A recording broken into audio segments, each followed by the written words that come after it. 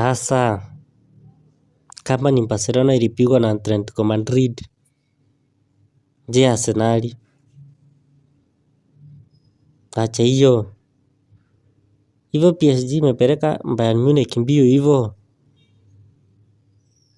Arsenali anaweza jitoa kwa hiyo kikombe kweli? Ni PSG itachukua kikombe ama ni nani? Lakini sasa hiyo yote haistui. Arsenali na Atletico Madrid. Arsenali kuisha.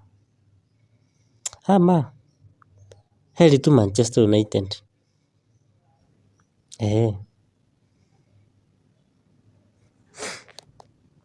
Nini unafikiria? Sinauliza nini unafikiria, mambo yako ni kufikiria wasichana tu. Sasa mtu asifikiria kuhusu mpira polepole kwa amani. Nani sasa mtu atafikiria ni timu gani itashinda Champions League? Ama vile Arsenal itapigwa na Atletico Madrid. Mtu anafikiria tu mambo ya wasichana.